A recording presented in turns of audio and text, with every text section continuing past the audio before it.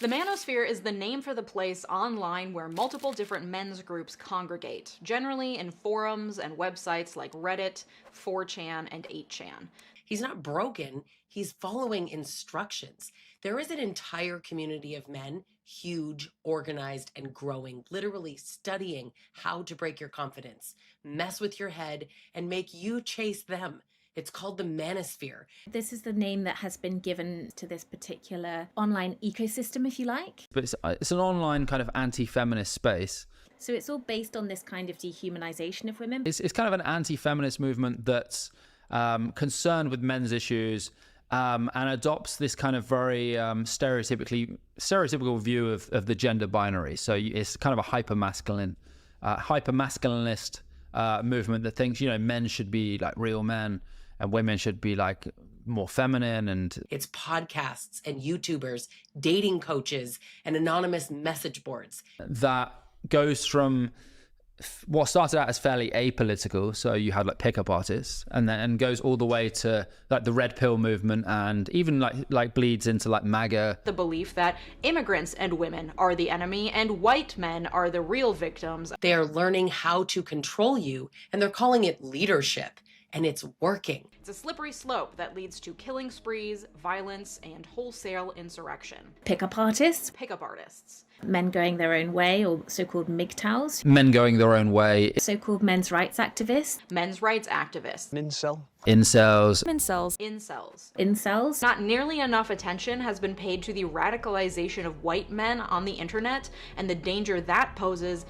That little introduction illustrates what I'm trying to address here. Because for many years now, after the rebranded arrival of feminism in the early 2010s, there evolved sort of the entry of the manosphere to general social and political discussion. And I've been expecting at some point along the way someone to come up with a sensible framework for understanding it and the way it can be engaged with. But in reality, all we've ever actually seen is people strawmanning, mislabeling, misidentifying, branding, and attacking in a way that just isn't very intelligent. And I've been expecting someone to come up with some sort of response to that, but I've seen nothing. And I'm hoping that it's not too difficult to do, which is why I'm going to take a stab at it. I'll be interested whether anyone else has got any ideas as well. Could allow us to develop a sensible framework for understanding what's being looked at, what's being discussed, in a way that's honest and informative, in terms of people being able to get on with a sensible discussion, rather than endlessly name-calling and just looking to attack other people.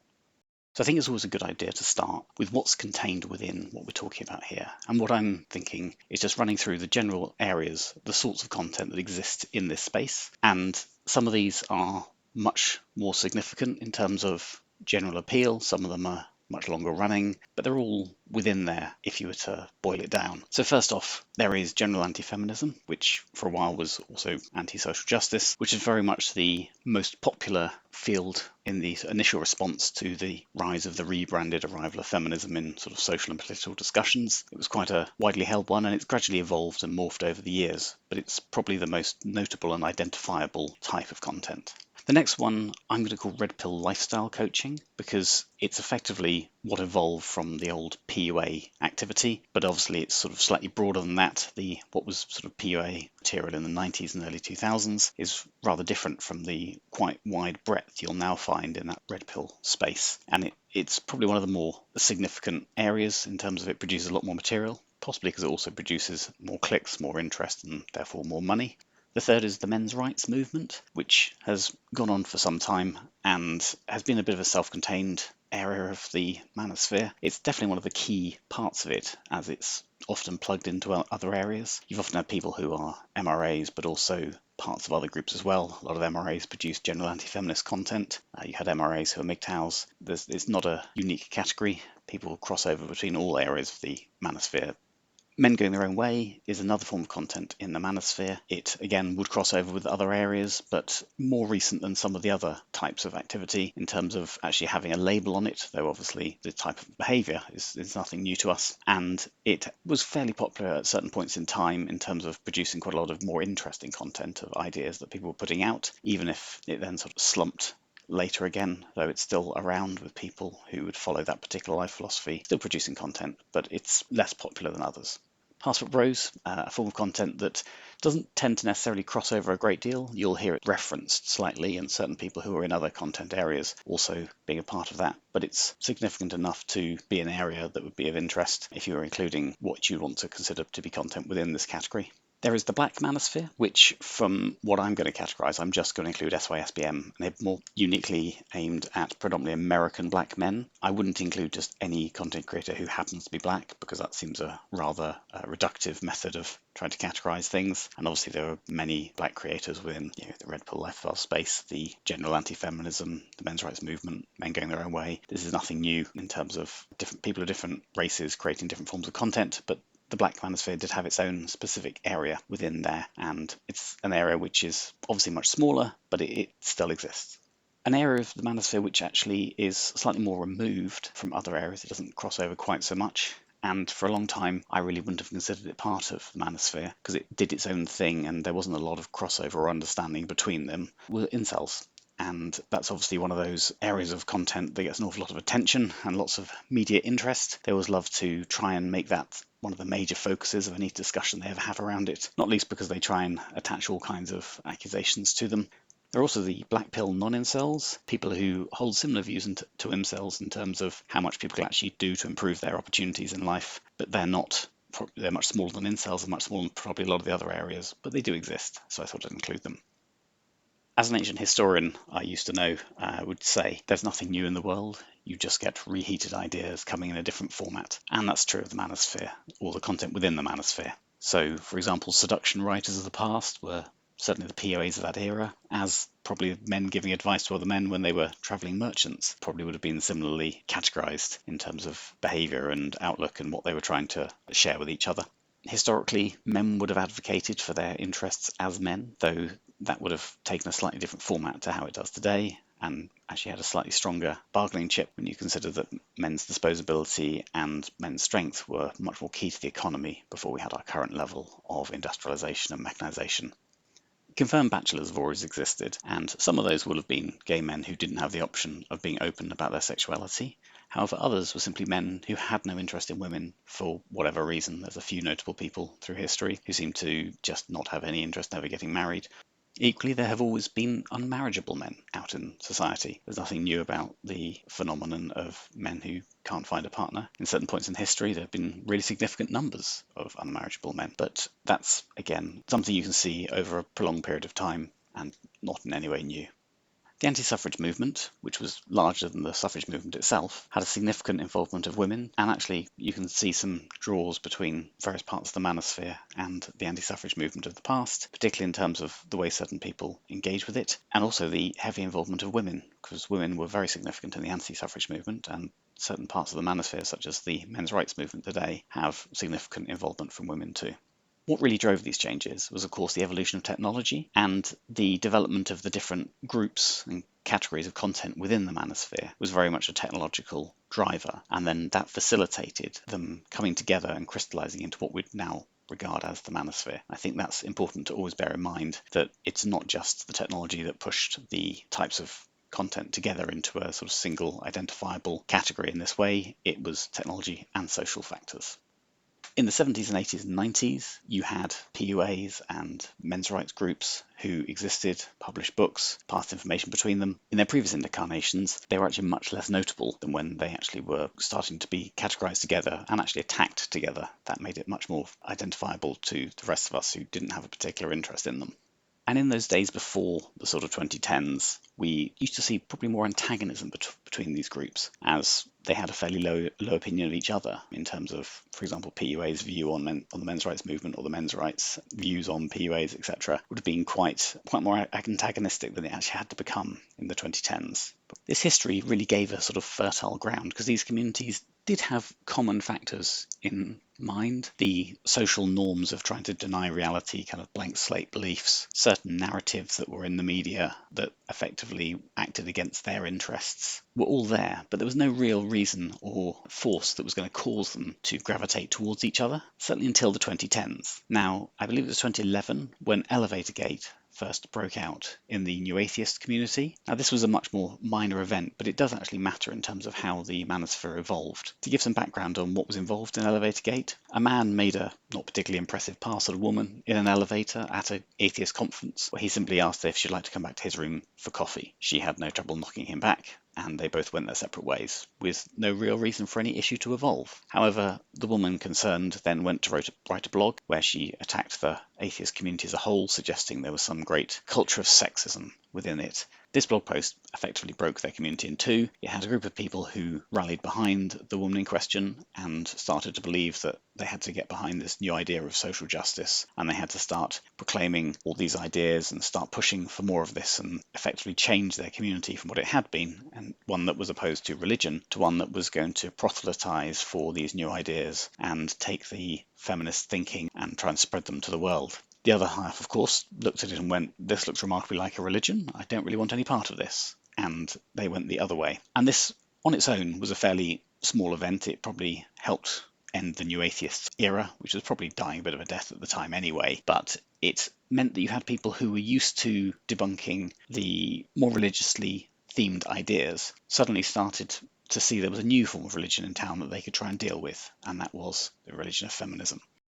The more significant event was Gamergate, which was 2014-2015, and there was an accusation that games journalists were giving preferential treatment to certain individuals. The exact details aren't particularly important, but when the gamers pushed back against this, because obviously they rely on their games journalists to give them an honest accounting as to what's happening with games and what the quality of games is like, there was a very severe reaction of the games journalists to attack the gaming market as a whole and the individuals who bought games and spent significant sums of money on it. And as the number of gamers in the world was significantly larger than, so for example, the New Atheist group, this produced a lot of people who were suddenly very aware of the encroachment of ideology into one of their interests.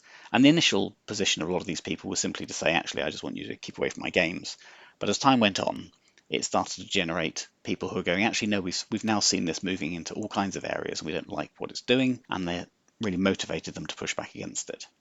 The way in which those attacks took place included an awful lot of behaviour that had been seen by the Manosphere over the years. So, for example, feminists' attacks on the men's rights movement, or PUAs, for example, often of a slightly strange mean girl variety that you'd hope people would have left in school, but some people never really grow up. And a lot of claims such as damseling, where a woman claims that she's a terrible victim of other people, and many people, including many men, rush in to try and help and to try and attack the person she's claiming has hurt them. And this was very notable to the various communities involved. But as other people had seen this before, it started to give a gravitational pull to the various groups to start to interact with each other in a way that would produce content that might start to push back against this creeping ideology.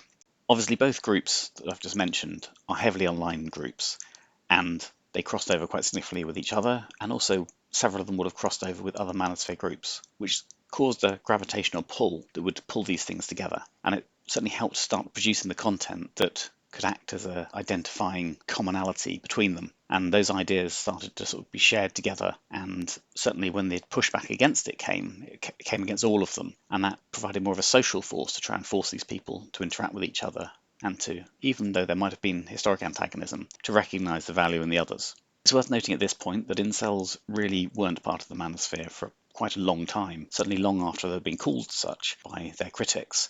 An awful lot of people would try and claim that Elliot Rodger was a men's rights activist, even though he'd never even heard of the concept before he engaged in his particular spree. But it was a fairly common attack to try and include incels. But over time, I think the sort of crossover has been more and more, and you'd probably include them in that category now. These sort of critical masses were produced by the circumstances, the social circumstances, and the way the atheists had previously argued with the religious people had given a form of content that worked very effectively in terms of producing, for example, videos in particular, to address a lot of the claims that were being used to attack people within these groups, and particularly sort of the feminist claims that were completely detached from reality and lacking actual evidence. So that style, along with a number of people who were in the gaming community, really were able to sort of turbocharge the creation of this. Also, a key accelerant to this was monetization. The monetization system on YouTube allowed people to get an awful lot of eyeballs on their videos when they made these videos that might be responding to feminist claims or feminist attacks on people. And it meant that there was a bit more capacity for people to give a bit of thought to this and produce more and more interesting ideas and more interesting and amusing and entertaining content that could do something to actually energize the creation of some kind of critical mass. These are ideas outside the mainstream, and there were definite efforts made to crush the mainstream. Initially, you saw feminists pushing back, trying to defeat the arguments, which very rapidly got nowhere, and as a result the effort then turned onto the social media companies to try and get to them to remove this content. Provisionally, the adpocalypse was driven by slightly other factors, but it served as useful cover for the likes of YouTube to try and demonetize all of this content, claiming such things as reaction videos were somehow harassing of the individuals being responded to, and if someone was arguing with someone's ideas, YouTube would interpret it as being a harassment of the person making the idea. This then led to forms of demonetization and shadow banning and deprioritizing in algorithms.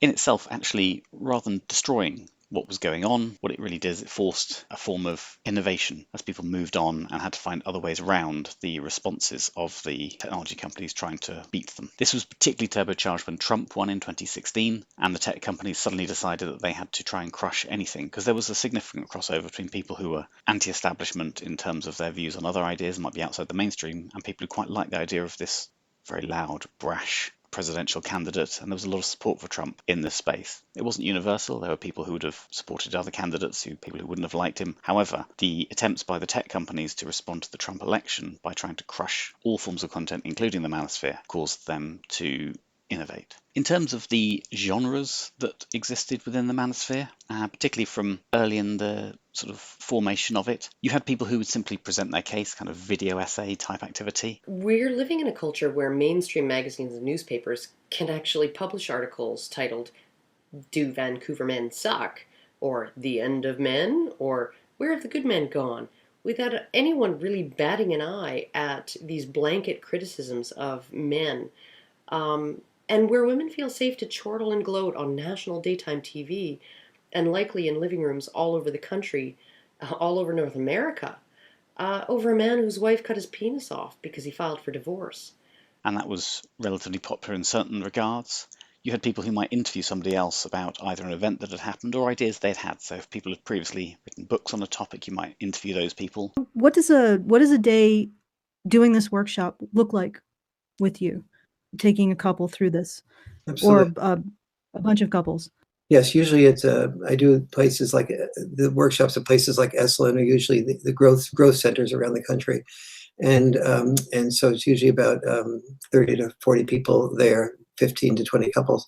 And so the first thing that I do is sort of explain the larger picture like I was explaining to you. So, for example, the MRM or the PUAs might choose to interview someone who's written books because those were areas that had produced books in the past. The thing that really drove the growth was the reaction content, which was people finding the latest idea or claim online made by one group and responding to it to refute their claims.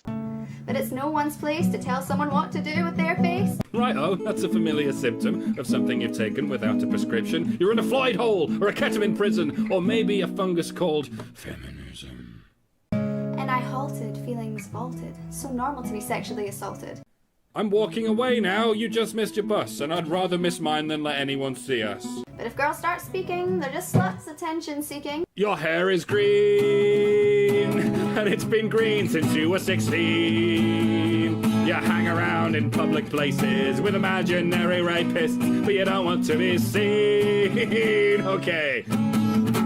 In particular, the initial claims by the likes of BuzzFeed or The Guardian making some feminist claim and then people responding to it. But then also a large number of sort of what was called bedroom feminists, someone who'd come out of college having done gender studies, making all kinds of unsubstantiated claims that had been told were true by their college lecturers, only to find they were being responded to online by people who could quite aptly demonstrate that the unquestioning situation they'd had at university was not quite the same as they'd find if they went online. What you also had is you had debate content at a similar time, so rather than simply responding to someone else's content, you might try and have a live call, and various people engaged in debates with those who had opposing views. If you are looking at the differences between men and women, if you're looking at gender norms in a society, you're doing feminism. All right, another question. Oh yes, please, go ahead. Feminism isn't a motive, it's not a method, it's an ideology. No, it's a method. No, feminism does not have, no it's not, and it does not have the monopoly on saying we're going to analyze gender. And if anyone analyzes gender, they're doing feminism. That's nonsense That's massive overreach. It's totally unjustifiable. Fairly quickly, the feminists didn't want to debate. They would keep away from discussing with other people. They started to realise that it didn't end particularly well for them most of the time. In response to the big tech attempt to shut people down, claiming that reaction content was harassing, obviously debate content was something you couldn't really claim someone who signed up for a debate was being harassed. What they also found was they could have a call-in show, and they could have various people call in, and people could put their ideas, and they could respond to those people live. Did you guys get any kind of counseling while you were married?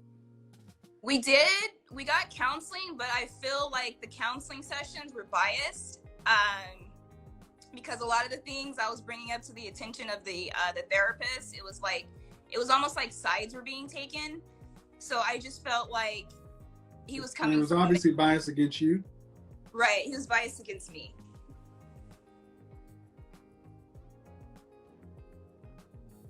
You know that's not accurate. Yeah. Therapists key in on the most problematic of the two and go there first. But if I had $1 for every time a woman tells me that they went into therapy and felt like the therapist was biased, I have a whole lot of dollars. Right. What would the therapist have to gain from being biased? I mean, he has really nothing to gain. I mean, he's getting paid either way. So Right. he's getting paid. But that's what you said. You felt like the therapy was biased, so there was a justification to end therapy sooner or not listen. I mean, that's what I was feeling at the time, but now that I've matured and then I look at the perspective of it, I mean, like you're saying, it doesn't necessarily... One thing I wanted to ask you, I don't know if you realize how many times you said, I feel. In particular, in this situation, Kevin Samuels, as a major creator, really got this going. Following the call-in show, the next innovation was the panel show. To be honest, I didn't want to be breadwinner. Got it. Okay, so he's a bum. Yeah. Understandable. So you had the ability to offspring with somebody that's a bum, and then you're expecting some, like, once again, what does a man want? Does he want a woman that's 32 years old with a baby from a bum? The answer is a no. The answer is profound no. I just got it. Yo, someone said. But in this day and age, if she had to have like, had I don't a baby, look. I'm be honest with you. Provide? No guy. Isn't it crazy the justification loopholes, brother? The Bro, justification loopholes is insane. Like dealing with a woman that like has a kid is like playing on someone else's saved game. You said woman, not a real thing. Oh, here we go. So I think it might be helpful here. Why don't we just, what is a woman? A woman is someone who personally identifies as one. Something which had previously been the case on TV. People have realised they could do that in real life. And I think Fresh and Fit were the real innovators in this space, where they invited people on and they could have their arguments with them in person. Another opportunity to get away from the accusation that they were harassing people. If someone's chosen to come on your panel show, they can't really claim they're being harassed. Obviously, there'll be more innovations and more changes and more types to come. But at the moment, those are the key genres. So finally, I wanted to narrow down what were the characteristics that would make something Manosphere content. Because at the end of the day, it's something which is a term that's thrown around and applied to all sorts of people who it really doesn't apply to. For example, you'll hear it applied to people like Joe Rogan. So I wanted to try and narrow down some key components of it. And I think I've got 4. And hopefully if anyone's got any other ideas, I'd be interested in hearing those too. The first point is that the arguments or positions espoused within the Manosphere are materialist in nature, and they don't conform to a gynocentric social narrative. Now, they're materialist in nature because people are making utilitarian arguments based upon the reality of the world. They're not religious in nature, they're not spiritual in nature, they are simply utilitarian analyses of the situation as it is. And they don't conform to a gynocentric social narrative. That doesn't necessarily mean that they are androcentric. Some of them might be egalitarian as well, so you can get egalitarian or androcentric positions, but none of them would be gynocentric. If someone's making a gynocentric argument, you're looking at a slightly different form of content. The second point is that the content's knowingly appealing to a predominantly male audience. Now, that doesn't mean they're not wanting to appeal to women, but the creators in this space are not looking to change their content to make it more appealing to women. They recognise that they have a male audience, and they will cater to that, and not looking to expand it out into women.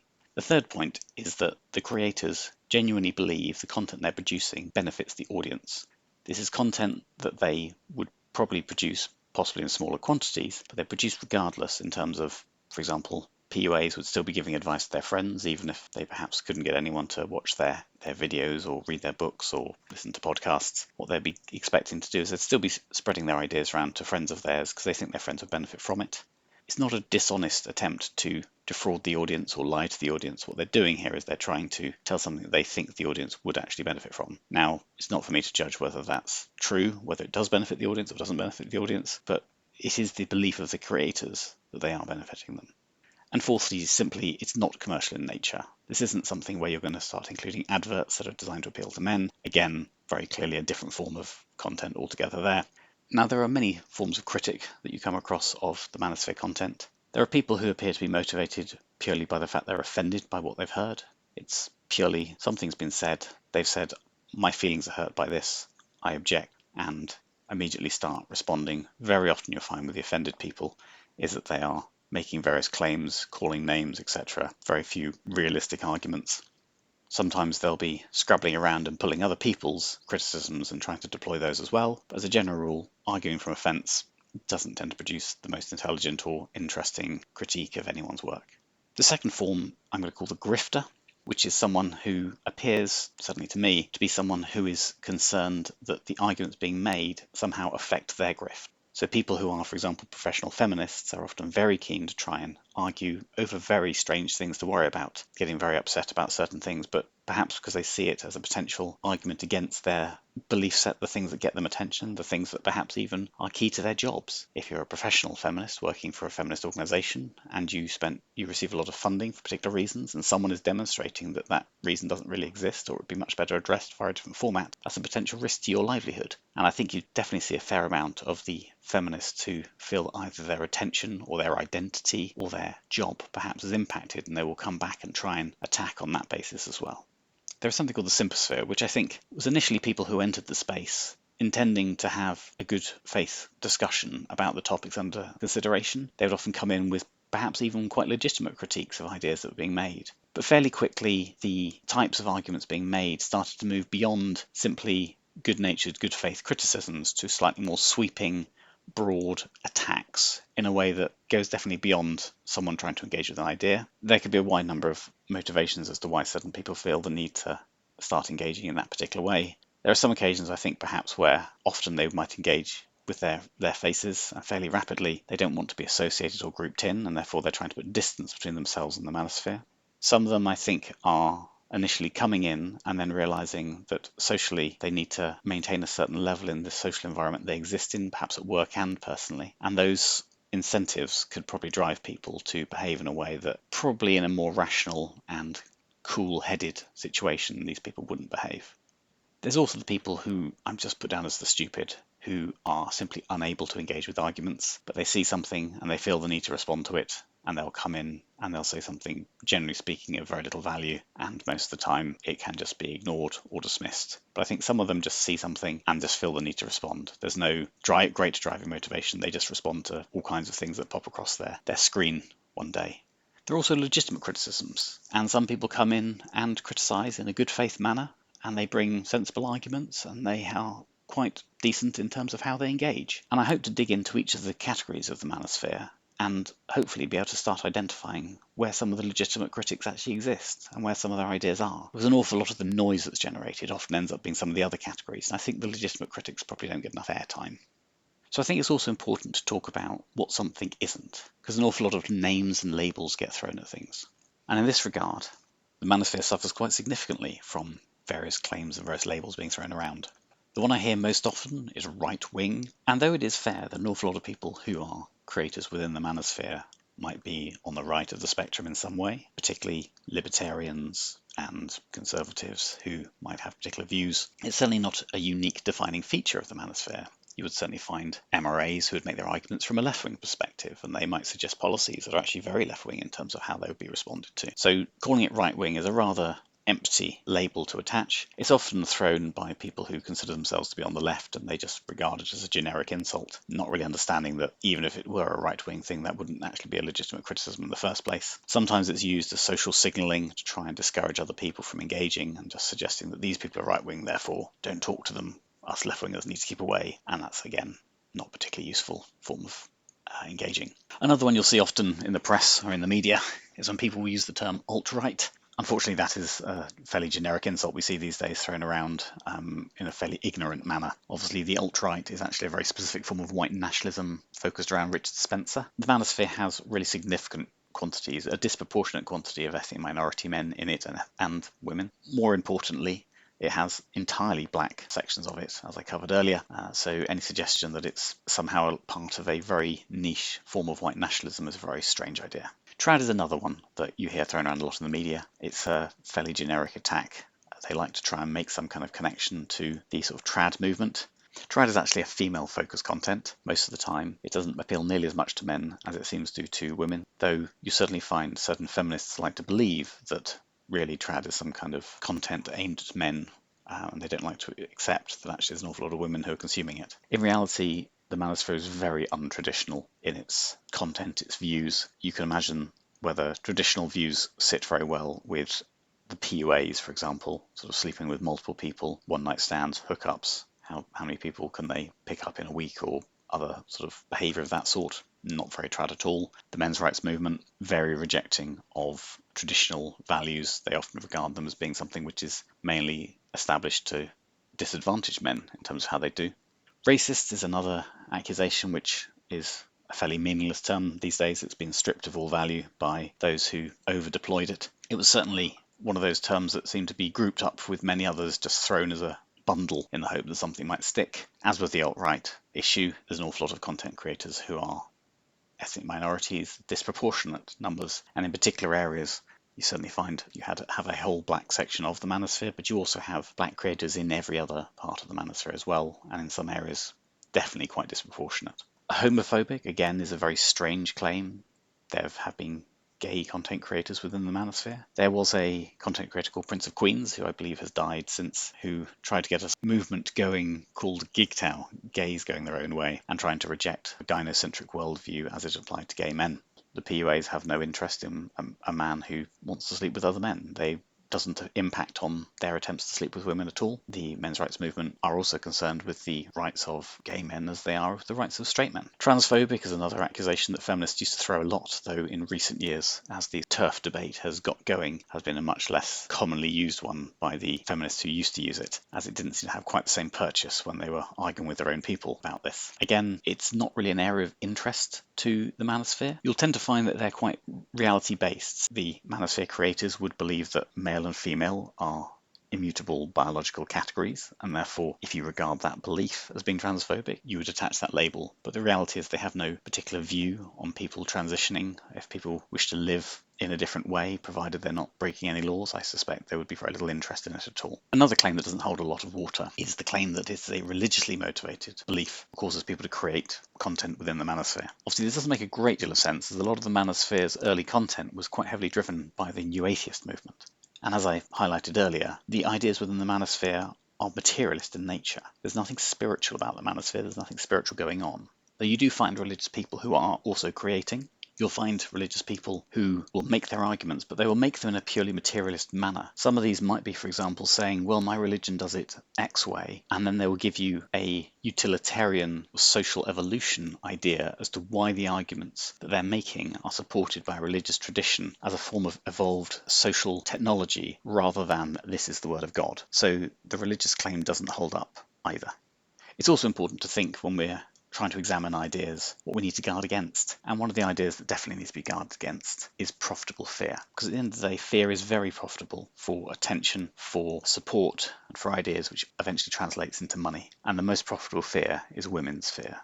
One of the key attacks you'll see on the Manosphere is somehow it is dangerous and that the men involved are suddenly going to become crazy radical terrorists. Certainly the research shows that actually it's remarkably peaceful given what's involved. But again, it's very useful to try and weaponize the fear that other people hold of people. So it's a very useful tool, particularly if you're trying to attack somebody. And therefore, I think it's normally a pretty good idea to look for that profitable fear as a motivator and try and pull that out and separate it from actual legitimate arguments. Obviously, there's also the matter of illogical representations that are made, things which fly in the face of basic logic. So, for example, the fallacy of composition is a pretty popular one, where people find a single individual. You'll see this in particular in relation to Andrew Tate. In the past, it used to be Rouchevi, who was a PUA, who has since sort of disappeared off and become a hermit-like religious fundamentalist, I believe. And people will often try and say, well, this obviously represents everything. Well, obviously that's an entirely illogical argument, and you would hope that most people could easily see through it, but apparently not.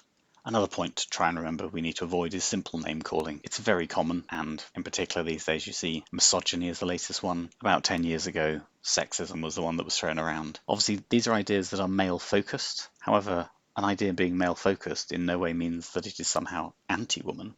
There will be people who have misogynistic views, and there will be misogynists within the manosphere, but that doesn't mean that in order to be in the manosphere, or in order for that content to be manosphere content, it needs to be misogynistic, because there's an awful lot of material that's produced that you could read many ways, and actually some of it would be quite useful to women if they were to utilise the knowledge that's been identified.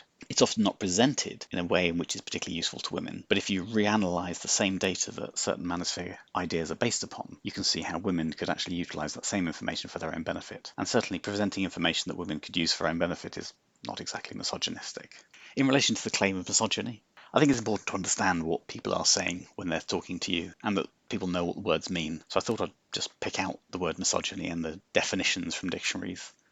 It is a hatred or a strong prejudice which is unjustified. So, for example, a mild dislike of an individual woman is hardly misogyny, though you will hear that term happily thrown around to describe that behaviour. Or in fact, a strong dislike of an individual woman, or even a group of particular women that people dislike. Disliking any group of people does not mean you hate all people of that sort. That's a fairly ridiculous claim to make. In the same way, when we're talking about prejudice, making generalizations about people is not an unjustified thing to do. So, for example, the reason we have women's sports is because, on average, women are weaker and often smaller than men, and they have biological disadvantages, which make it more appropriate to have women competing against other women as opposed to competing against men. And if you speak to any professional female athletes, they would rather keep their leagues for themselves and not have to compete with men. It's one of the great debates which is still raging at the moment over this. So again, that's a prejudging of women by assuming that they will be weaker and they will be smaller than men in professional sports, and therefore giving them their own leagues. So if you want to brand something as misogyny, it really needs to be a prejudice that is unjustified. For example, suggesting that somehow women are morally inferior, which actually appears to be an assumption which underlies various claims made by people who are often criticising the manosphere. So I'm interested in any views people have as to errors or ideas or observations. I'm curious to see what else other people's thoughts are in this space.